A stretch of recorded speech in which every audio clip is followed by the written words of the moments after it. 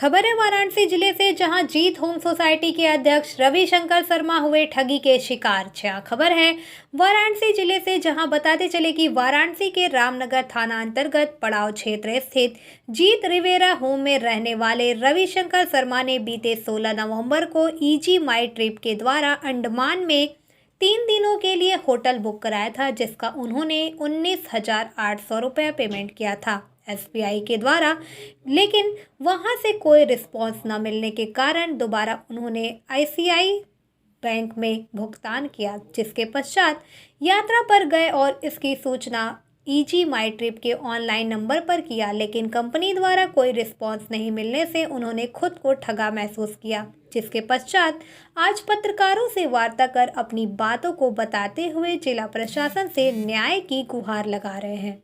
देखिए वाराणसी से रविंदर गुप्ता की खास रिपोर्ट। रविशंकर शर्मा ये वाराणसी का रहने वाला हूँ और मैं सीनियर सिटीजन हूँ। रिटायरमेंट के बाद मैंने घूमने का प्लान बनाना शुरू कर दिया, जिसमें मैंने ईजी माई ट्रिप से बुकिंग किया अंडमान निकोबार के लिए। अंडमान निकोबार के लिए जब मैंने बुकिंग किया तो उसमें हैवलॉक के लिए मैंने 3 दिन की बुकिंग किया। 20 नवंबर से 22 नवंबर और 23 नवंबर को चेकआउट था, जिसमें मैंने एसबीआई के अपने एटीएम से बुकिंग किया। मेरा 19,800 रुपया कट गया। 19,800 रुपया कटने के बाद ईजी माई ट्रिप से मैंने बुकिंग किया था। ये ईजी माई ट्रिप काफ़ी रिनाउंड कंपनी है, साइड है, लेकिन किस तरह से लोगों को धोखा दे रही है, किस तरह से लोगों को लूट रही है, ये आपके सामने मैं बताना चाहता हूँ। कि 19,800 रुपया जब मेरा कट गया तो मैंने सोचा कि जो है कुछ मैसेज आ रहा है, लेकिन कोई मैसेज नहीं आया। उसके बाद फिर मैंने दोबारा ट्राई किया तो उसमें जो है इनसफिशिएंट बैलेंस बताया उसने कि एसबीआई में आपके इनसफिशिएंट बैलेंस है। उसके बाद मैंने आईसीआईसी बैंक से फिर बुकिंग किया 3 दिन का, जिसका जो है ईएमटी नंबर वगैरह आया। उसके बाद बार बार मैंने प्रयास किया कि मेरा पैसा जो मेरा कट गया है वो वापस आना चाहिए। और इस संदर्भ में बार बार जब मैं बात कर रहा था तो एक ही बात हो रही थी कि आपके पास आधी घंटा 1 घंटे के अंदर में कॉल जा रहा है। एक बार 2 बार तो कॉल भी आया, लेकिन उन लोगों ने कोई सही रिस्पांस नहीं दिया। तो उसके बाद प्रियांशी से मेरी बात हुई। प्रियांशी ने कहा कि ठीक है, मैं आपकी लॉगिंग चेक करती हूँ। मेरा मोबाइल नंबर उसने पूछा, मैंने अपना मोबाइल नंबर बताया 94155354 उसके बाद उसने मेरा ईमेल आईडी पूछा, मैंने ईमेल आईडी भी बताया उसको, रविशंकर शर्मा 510@gmail.com। लेकिन ये सब पूछने के बाद उसने क्वेरी किया। क्वेरी करने के बाद उसने कहा कि हाँ, आपका पैसा तो कटा है और आपके पास अभी आधे घंटे या 1 घंटे के अंदर में कॉल बैक होगा। कोई कॉल नहीं आया।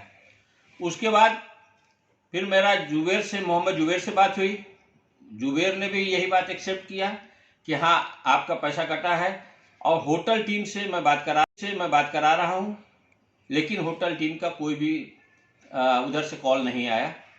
उसके बाद मेरा दीपा से बात हुई। दीपा ने भी यही बात कहा कि हाँ, आपका पैसा तो कटा है और आपका पैसा लौटना चाहिए, और मैं होटल डिपार्टमेंट से अभी जाके बात कराती हूँ, लेकिन उसने बात नहीं कराया। मैं रविशंकर शर्मा सीनियर सिटीजन हूँ, वाराणसी का रहने वाला हूँ। क्या मामला है रवि जी? मामला ये है कि मैंने ईजी माई ट्रिप से अपना टूर बुक किया था, जिसमें होटल मैंने बुक किया था।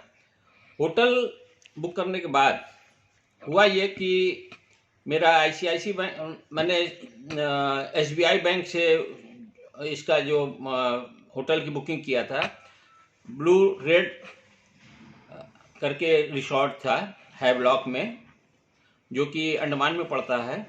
उसका मैंने बुकिंग किया। मेरा पैसा कट गया। पैसा कटने के बाद कितना कटा? 19,800 रुपया। 19,800 रुपया कटने के बाद कोई भी मैसेज नहीं आया। उसके बाद मैंने दोबारा फिर किया तो मेरे पास आ गया कि आपके पास इनसफिशिएंट बैलेंस है, जबकि मेरे खाते में 23,400 रुपया था। उसके बाद फिर मैंने ICICI बैंक से किया, जिसका कि मैसेज आया और मैं टूर पे गया।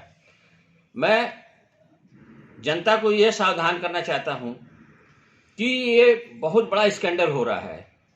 बार बार मेरे बात करने पर भी, बार बार मेरे अनुरोध करने पर भी उन्होंने पैसा मेरा वापस नहीं किया, जिसमें मैंने